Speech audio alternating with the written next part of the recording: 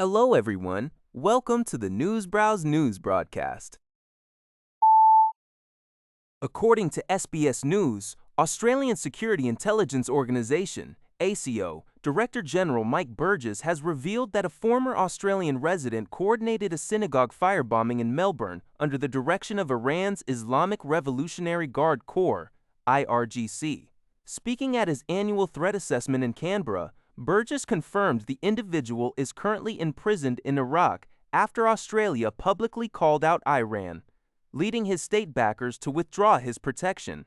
Burgess warned of a realistic possibility that Iran-aligned groups could soon target Australia with acts of arson, vandalism, or even assassinations, expressing grave concern that an Australian could one day be killed on home soil by a foreign government. Additionally, Burgess addressed the growing complexity of contemporary terrorism, noting that individuals are now being radicalized online in mere weeks. He also highlighted threats beyond terrorism, such as foreign interference through coerced repatriation, cyber-sabotage against critical infrastructure, and espionage attempts targeting UCAS nuclear submarine technology.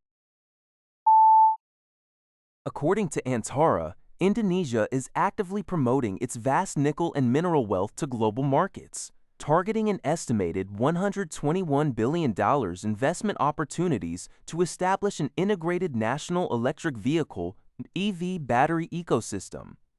Speaking at the Korea-Indonesia Economic Partnership Forum in Jakarta, Ahmad Faisal Suralaga, Director of Downstream Strategy and Governance at the Ministry of Downstreaming and Investment, highlighted that Indonesia possesses 4 of the 6 key raw materials required for EV battery production: nickel, bauxite, manganese, and copper.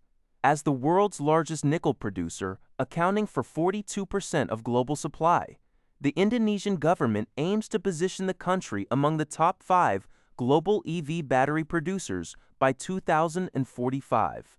Suralaga emphasized that converting raw nickel into finished EV batteries can increase its value by up to 67 times while significantly reducing costs associated with fragmented international supply chains.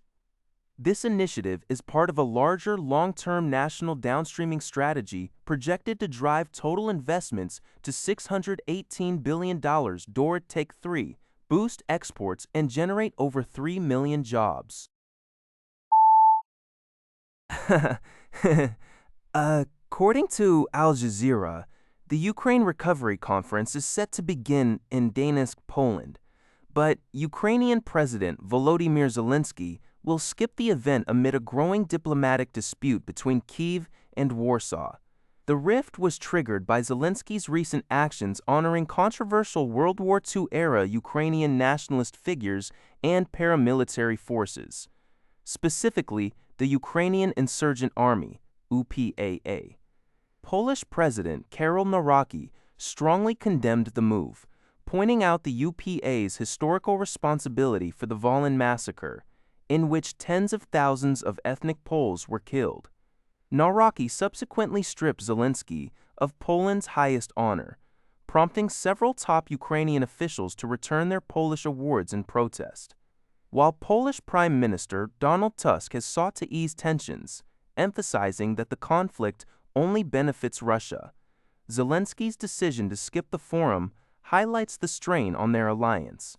Analysts suggest that while Ukraine's pro-Western leadership relies on nationalist groups as effective combat forces against the current Russian invasion, the glorification of their historical counterparts continues to deeply polarize relations with neighboring allies like Poland. According to a report by Liberty Times, Estonia, which shares a border with Russia, officially received its first German-made Iris-Tagilling SLM medium-range air defense system on June 20. This delivery marks the first medium-range air defense system in Estonia's history and represents one of the nation's largest defense investments in recent years. The system has been delivered to the Ameri Air Base and will be operated by Estonia's Air Defense Forces. Developed by Germany's Delo Defense, the Iristisbräding Kredextem, Dadgapte Krosno Regulni, and Sedia said it skredia bay dilo defense that the proward dot the prostereps and said agis nos to gulo dilo die is significantly upgrades Estonia's defense capabilities beyond its existing short-range weaponry. As the war in Ukraine continues, European nations are accelerating the reconstruction of their ground-based air defense networks. Estonia and Latvia signed a joint procurement agreement for this system in 2023, making it a vital component of the European Sky Shield initiative to counter Russian expansion. That's all for this video. Thank you for watching. See you in the next video.